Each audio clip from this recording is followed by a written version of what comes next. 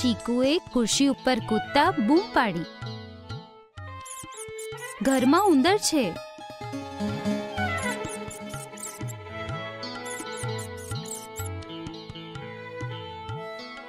બા હસ્યા, પણ તેમને ચિંતા થઈ કે ઉંદર ક્યાંક છાનો માનો કબાટમાં ભરાઈ જશે અને તેમના કપડાને કાતરી જશે.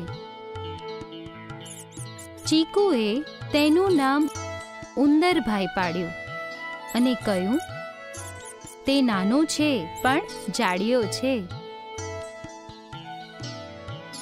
ચીકુએ અને બાએ તેને ઘરમાંથી હાંકી કાઢવાના પ્રયત્ન કર્યા, પણ એ ચબરાક હતો અને દરેક વખતે ઘરના કોઈ ને કોઈ ખૂણામાં અદૃશ્ય થઈ જતો.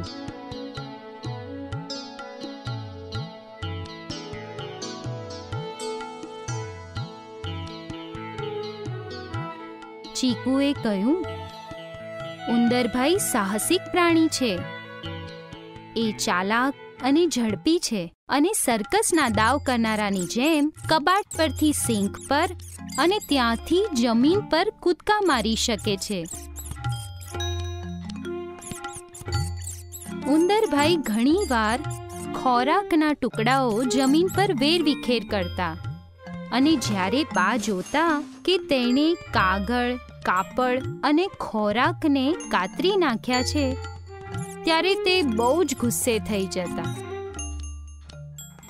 બાએ ચીકુને કહ્યું, ઉંદરડા પકડવા બહુ મુશ્કેલ હોય છે. તેઓ જાદુગર જેવા હોય છે. તેઓ એક પડે દેખાય છે અને બીજી ક્ષણે તો અલોપ થઈ જાય છે, અને જ્યારે તેઓ ઘરમાં હોય છે ત્યારે ખાવાનું અલોપ થઈ જાય છે.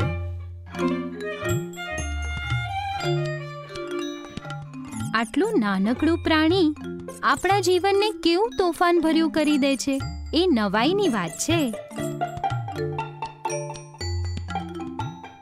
બાએ ચીકુને સ્ટોર રૂમમાંથી ઉંદરિયું શોધી લાવવા કહ્યું. ચીકુને તે મળ્યું. ઉંદરભાઈ તેમાં પકડાઈ તો જતા, પણ તરત જ હંમેશની જેમ છટકવાની વ્યવસ્થા કરી ફરીથી તોફાને ચડી જતા. તેથી બાએ ચીકુને નવું ઉંદરિયું ખરીદવા મોકલ્યો. તે રાતે બાએ ઉંદરિયાના આંકડા ઉપર ઘી ચોપડેલી રોટલી ભરાવી દીધી,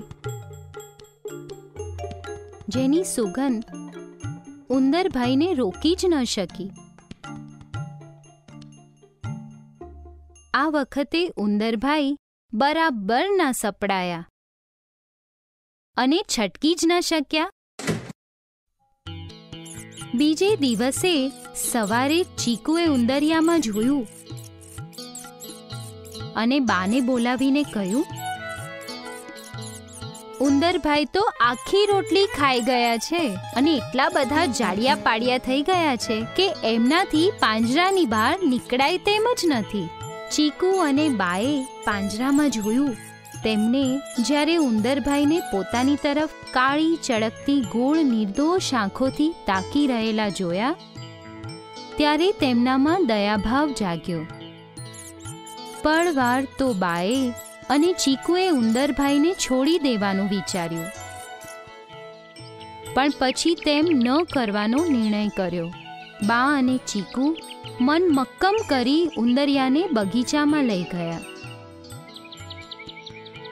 અને ઉંદરભાઈને પ્રકૃતિ માતાના ખોળે છોડી દીધા.